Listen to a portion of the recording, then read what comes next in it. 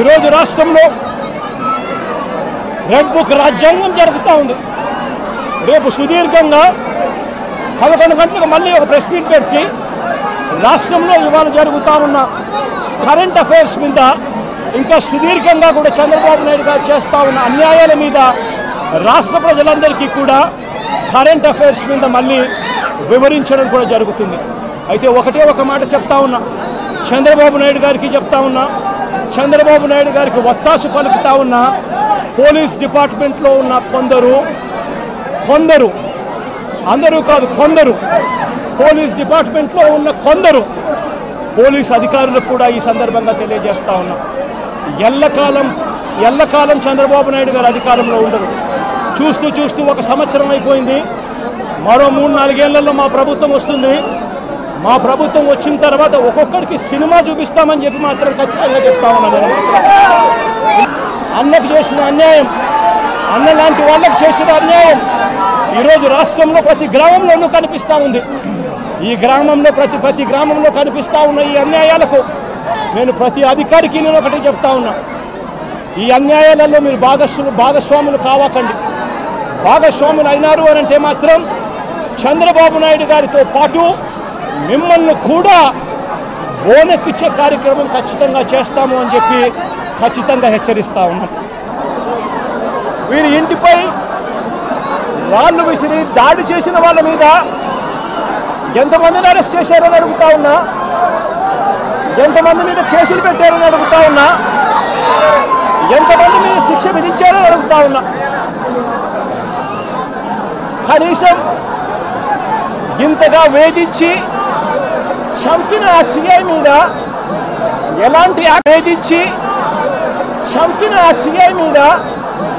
ఎలాంటి యాక్షన్ తీసుకున్నారు అని చెప్పి చంద్రబాబు నాయుడు గారిని గట్టిగా నిలదీస్తూ ప్రశ్నిస్తా ఉన్నా.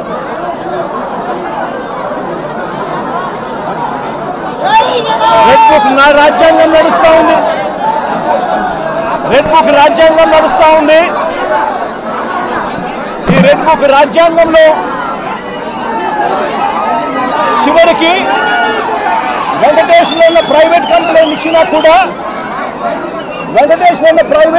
ఇచ్చినా కూడా పట్టించుకునే పరిస్థితి ఈ రెడ్ బుక్ రాజ్యాంగంలో ఎక్కడా కూడా లేదు. ఇదే సత్తెనపల్లి నియోజకవర్గంలోనే ఈ మధ్యకాలంలోనే రాజుపాలెం మండలానికి సంబంధించి పెదమల్లిపూడి గ్రామానికి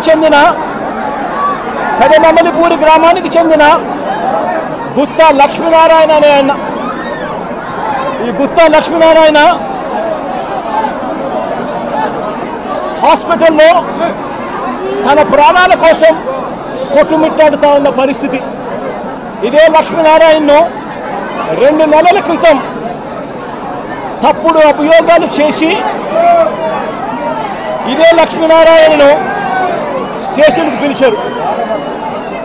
సిఐలు ఎస్ఐలు ఇద్దరూ కూడా తప్పుడు ఆరోపణలు చేసి స్టేషన్కు పిలిచి లక్ష్మీనారాయణ సమాధానాలన్నీ కూడా గట్టిగా చెప్పిన నేపథ్యంలో ఆయన మీద ఎలాంటి ఆధారాలు లేని పరిస్థితుల్లో గత్యంతరం లేక ఆయనను విడిచిపెట్టారు. మళ్ళీ 2 నెలల తర్వాత మళ్ళీ డిఎస్పీ పిలుస్తాడు. ఇదే లక్ష్మీనారాయణ పిలిచి డిఎస్పీ పేరు హనుమంతరావు, ఒక కుల ఉన్మాది. నేను అడుగుతా ఉన్నా, ఇదే డిఎస్పీకి పోలీస్ బట్టలు వేసుకుంటూ ఉన్నారా? న్యాయం ధర్మం కోసం మీరు నిలబడి ఉన్నారా? లేకపోతే న్యాయం ధర్మాన్ని చంపేయడం కోసం మీరు ఉన్నారా అని అడుగుతా ఉన్నా. 2 నెలల తర్వాత ఈ డిఎస్పీ మళ్ళీ లక్ష్మీనారాయణను పిలిచి వైఎస్ఆర్సీపీలో ఎందుకున్నావు, కమ్మ పుట్టుకలో పుట్టి అని చెప్పి ఇదే హనుమంతరావు అనే డిఎస్పీ లక్ష్మీనారాయణను కించపరుస్తూ మాట్లాడతాడు. కించపరుస్తూనే మాట్లాడమే కాదు, అవమానించడము, బెదిరించడము, తప్పుడు సాక్ష్యాలు మళ్ళీ తీసుకొస్తాను, తప్పుడు సాక్ష్యాలతో నిన్ను జైలుకు పంపుతాను అని చెప్పి అవమానించి లెంపకాయలు వేసి కొట్టి బెదిరించి లక్ష్మీనారాయణను అవమానపరిస్తే లక్ష్మీనారాయణ పురుగుల మందు తాగి సూసైడ్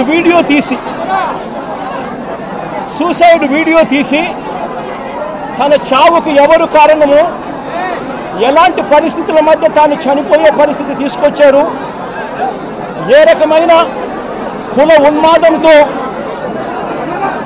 పోలీస్ డిపార్ట్మెంట్లో ఉన్న కొందరు పనిచేస్తూ ఉన్నారు, వీళ్ళకు చంద్రబాబు నాయుడు లాంటి వ్యక్తులు, నారా లోకేష్ లాంటి వ్యక్తులు ఎలా వీళ్ళని నడిపిస్తూ ఉన్నారు అని చెప్పి వీడియో కూడా తీసి చివరికి లక్ష్మీనారాయణ పురుగుల మందు తాగి ఈరోజు తన ప్రాణాల కోసం తాను కొట్టుమిట్టాడుతూ ఉన్న పరిస్థితుల మధ్య తాను ఉన్నాడు.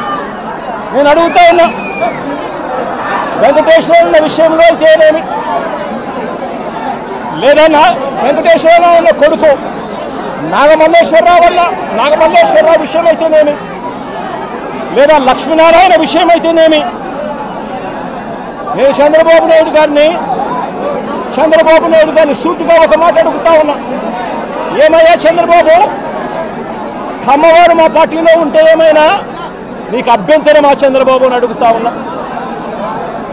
కమ్మవాళ్ళు పుట్టింది కేవలం చంద్రబాబు నాయుడు గారికి ఊడిగం చేయడం కోసమే పుట్టారట. చంద్రబాబు నాయుడు గారికి ఎవరైనా కూడా ఆయన చేస్తా ఉన్న అన్యాయాలను వ్యతిరేకిస్తే, ఆయనకు వ్యతిరేకంగా ఎవరైనా మాట్లాడితే చంద్రబాబు నాయుడు గారు వారిని వెంటాడి వేధించి హింసించి జైల్లో పెట్టడం, దొంగ కేసులు బనాయించడం, దొంగ సాక్ష్యాలు సృష్టించడం, చివరికి వారు ప్రాణాలు తీసుకునేలా వారిని అవమానించడం కేవలం చంద్రబాబు నాయుడు గారికి మాత్రమే చెల్లు.